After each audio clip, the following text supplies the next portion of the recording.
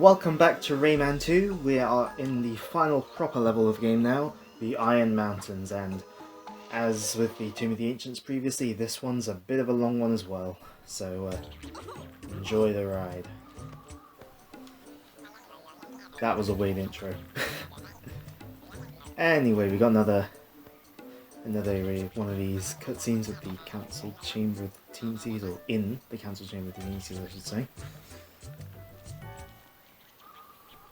And of course we have enough lums, we've been 100%ing as we've been going. So, since we've had this cutscene in pretty much in all the levels where we've gotten a mask, perhaps we're going to be getting our fourth mask here.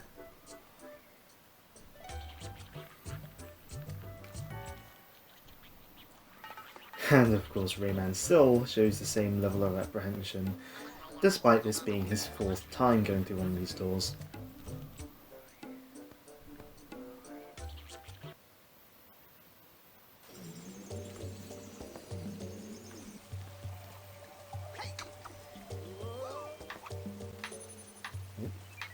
Lovely weather here, isn't it? Yeah, this first bit, very rainy. I believe this rain effect looks really bad and weird in the 3DS version, from what I remember. I often allude to how bad the DS and 3DS versions are, don't I? I mean, they are not the best ways of playing the game.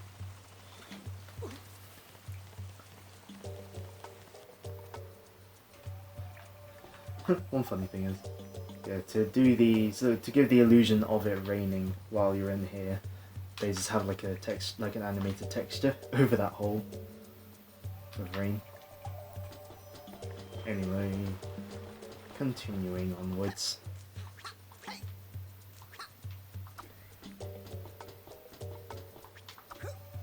We've got this weird rotating thing of stuff. And a couple of switches. Now, one of these switches is fairly easy to hit. The other one, a bit annoying. Like, this switch is easy to hit on the way down, and it's easy to hit while you're on this platform as well. This other switch, for some reason, is very annoying to hit. If it takes too long, I will speed this up.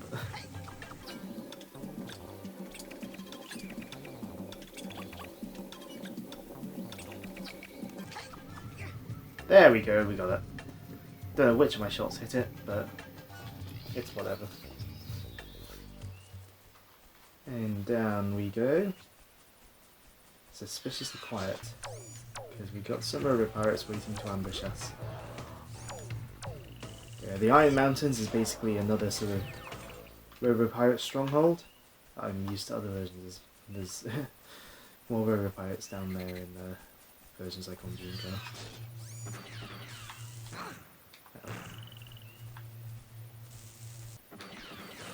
Why did I do that? Oh, then am I going to have to fight the first one again? I don't know. I don't normally die here. Okay, good. I'm not going to have to. At least the battle music started this time. Right, note to self, this time, don't fall in the water like an idiot. Yeah, this is another sort of robo stronghold kind of area. So expect to fight a lot of pirates, especially because we didn't fight that many in the previous level. We fought a few, but I'd say we fight more in this level. Oh, come on. And here we fight two at once.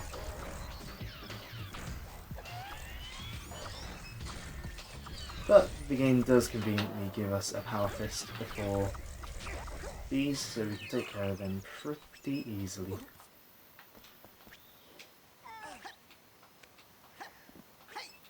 Jump up here. Get that cage. Excuse me.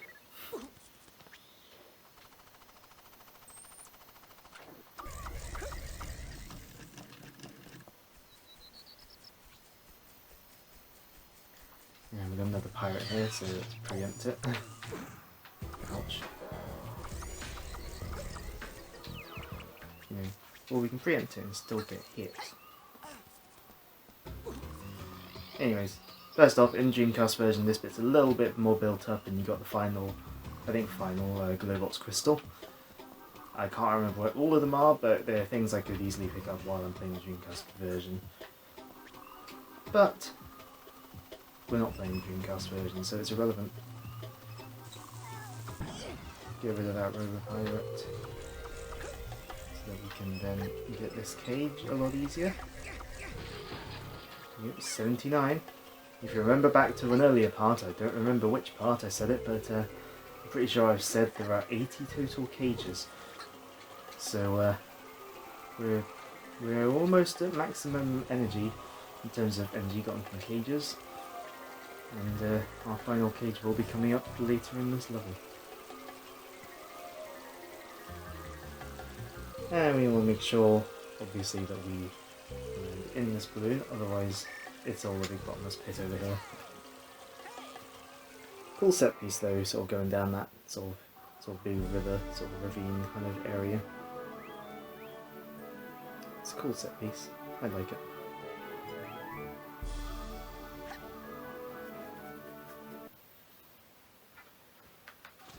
And now we're on to the second main area of the Iron Mountains, with a giant thing that moves and jumps around and makes rude noises at us.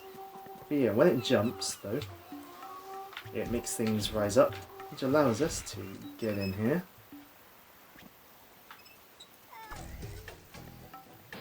And break that cage way earlier. That was our final cage. I was gonna say something about that, but when I fired at him, it fired at the cage. Oh well. That was our final cage. Reformatory for disturbing children. Anyway, we'll try and get past him without dying and losing our Power Fist. Not that it really matters if we lose our Power Fist.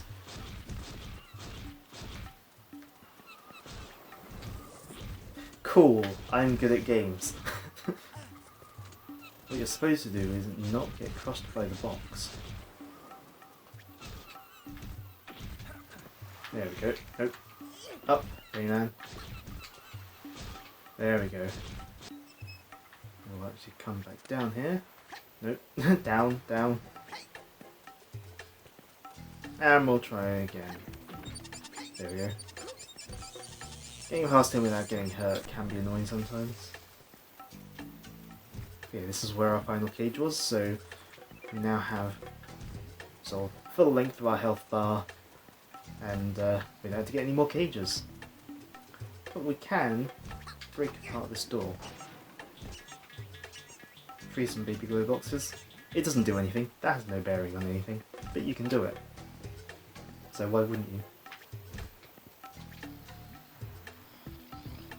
Anyway, we got another walking shell, and this time got some slightly different rules in that the shell basically doesn't adhere to gravity. It can essentially magnetically stick to whatever surface it's on. And this section's a bit annoying and a bit fiddly because there are yellow lumps on that structure that we want to get for obvious 100% reasons.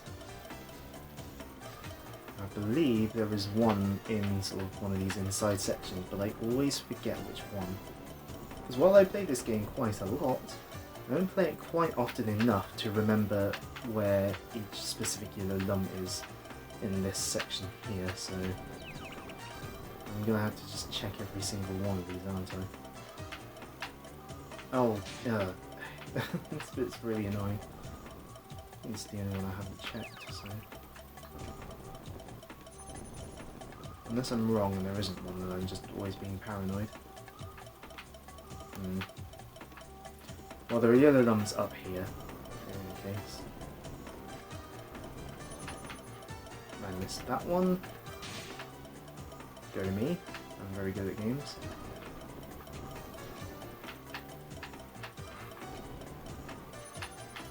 There we go, that's better. But yeah, while you can sort of go sort of snap on and off of these sort of things with the shell. I say snap, sort of, again, sort of change gravity weirdly. It can be a bit fiddly, causing you to explode. I'm always paranoid I'm going to miss a lum here. Every time I play this level. Well, it gives us plenty of time with the shell music at least, which is a great track.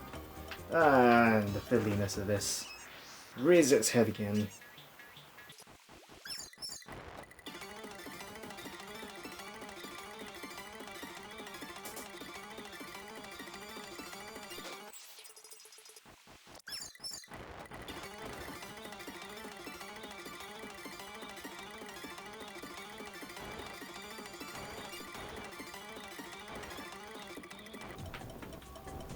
So we'll continue the actual path, come down here, follow these arrows, and we'll go the full way around, why not?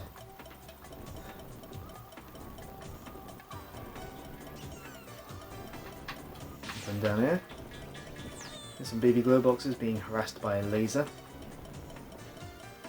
We hit these two switches, and they are free. Now, we are now free to leave this area, but we've got some lums underneath these bits here. So what we need to do is not crash.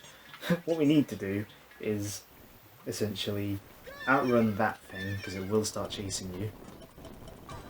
And basically you need to run next to those sort of bits to break them, so you can bait him around them and break them apart so you can get the lums underneath. Can be a bit annoying and can take a few tries, because even if you're mashing the go fast button, sometimes it just will kill you for no real reason. What I tend to do is I'll sort of approach, do a sort of loop, and then get far away enough that it will stop chasing you, and then try again until I've got all the things broken. Usually what I do, just a little bit easier to break them that way without getting killed. And now I can just collect the lums that I need from here. Ouch. 39 out of 50 is making me concerned that I've missed one. I'm just going to continue with the level, but if it does turn out I've missed one, then I will quickly jump back in the level and sort of do a jump cut to where the lum that I missed is. I think I have got them all, but just going to double check. Go around here.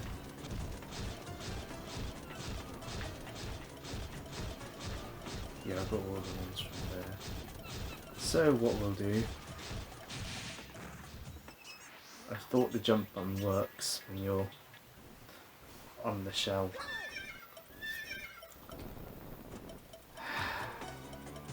We'll jump cut back to there. There, I just saved a few seconds for your life. Yeah, the jump button does work, I just decided not to that time. But we are done with these shells. That's our last ever walking shell that we ever have to deal with. Of course, this is the 40th lum. I was just being paranoid. Is there a pirate here? No, only on Dreamcast, okay. Yeah, the last time I have played this game was on the Dreamcast version, so that's why I do misremember a few, like, sort of enemy locations and things. Just because I got used to the Dreamcast version.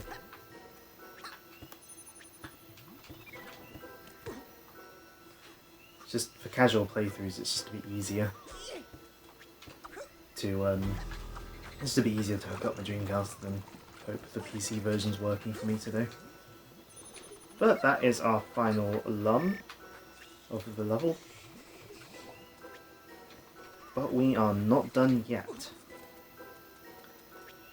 We've still got quite a ways to go with this level, or at least in terms of time. Now on the PS2 version, this section is actually extrapolated into its own level called the Pirate Mines, this part. I think we'll see why in just a minute.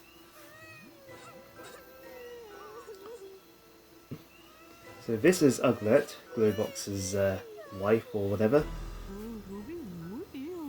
who he has to go see earlier in the game. And yeah, pirates have taken a lot of, taken their babies, and Glowbox as well. Taken them to their prison ship.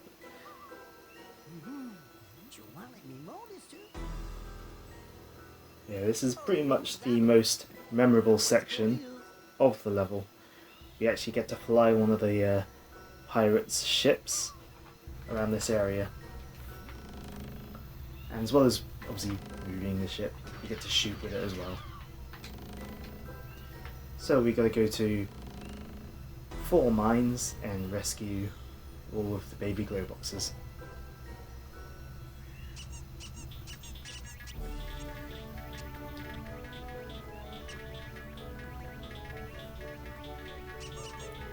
So that's one mine. Obviously they put that right in your path so you know what to do.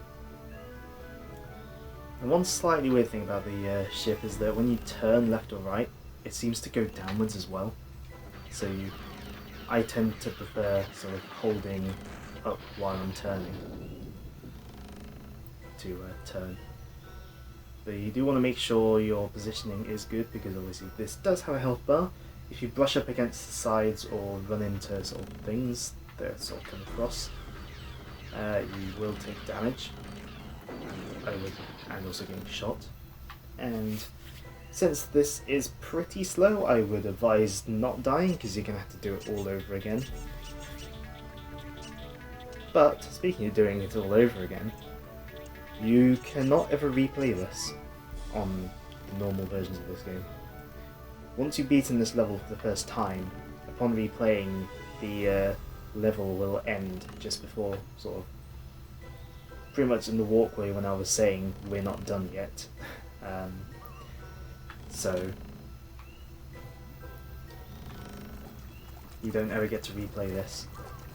I'm trying to remember if the PS2 version lets you replay this, since it is extracted into its own level called the Pirate Mines, but it's been a long while since I played the PS2 version, so I wouldn't be able to be an authority on that, really. Luckily with this you can just hold the button to rapid fire, so you don't have to hit button mash like that. Yeah, the Xbox controller isn't exactly quiet.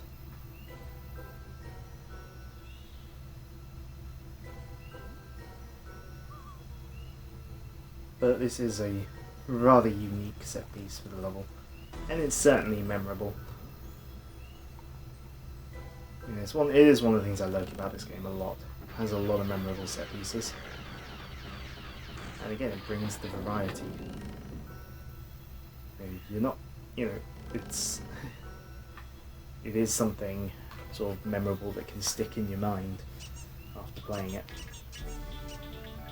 But that was our 4th mine.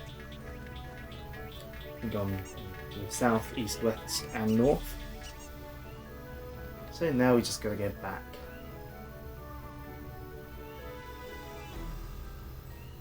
Turn the ship around.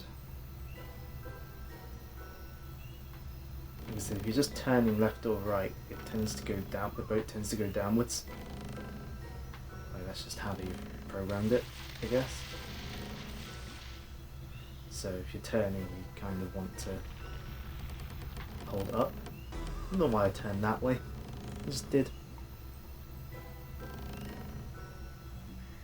But we'll just go back the way we came.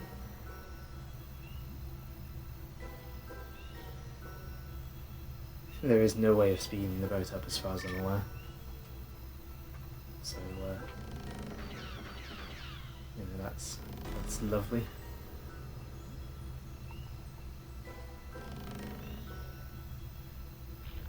Oops. Sometimes the camera can take a while to catch up with where you're going. Come on, I wasn't touching that. So sometimes it can be a little bit awkward to judge how close you are to a wall, the way the camera is. But bring them back to where we started.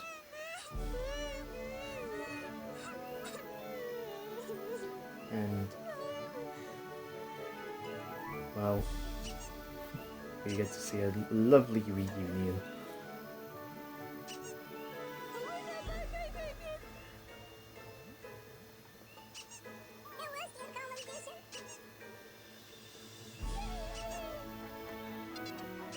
And with some nicely timed music as well.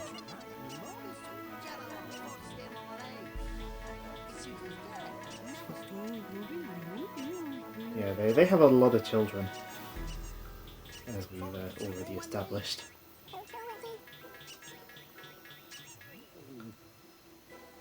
But as we alluded to right at the start of the part, this glove box here has something for Rayman. Fourth mask. It's just found via a cutscene rather than in a sanctuary or anything. No boss fight or anything.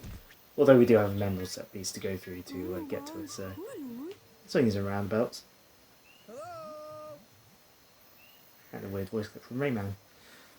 But yeah, whether they intentionally always designed it to be this way, or whether it's just a case of development was getting a little bit rushed towards the end, I don't know.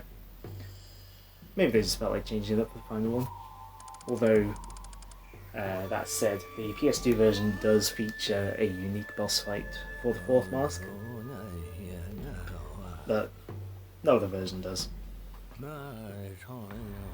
But as we have all four masks, we have brought Polycus back, we've woken him up, and he's gonna be able to help us now. He's gonna use his powers to destroy their fort and rid the world of the pirates, the robots that infest it. But he can't do everything. He is very, very powerful when he says on Earth. I assume he just means on the ground, because this planet is clearly not Earth. But he can't exactly take those powers into the air. So of course Rayman will have to go take the fight to the prison ship. The very ship where the game began.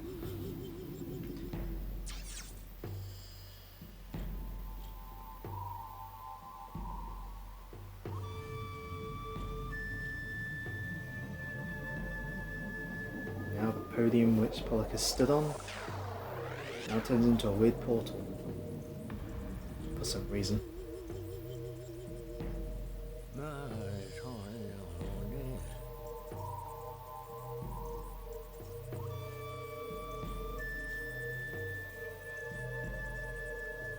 One thing that's slightly funny about this, Rayman tests it with his nose before going in. I don't know whether that was supposed to be humorous or what, but I find it funny. And with that, I would say Polycus has teleported us to the prison ship, but we go back to the Hall of Doors. I suppose in story it's supposed to be him sending us to the prison ship. And of course, we're not going to bother with the bonus level. We never bother with the bonus level. At least not on the PC version, running at 60 frames a second. Maybe if I was running the PC version at 30 frames a second or something, but okay. But that was it for this part of Rayman 2. The next time, we're going to end this. We're taking the fight to Razorbeard on the prison ship.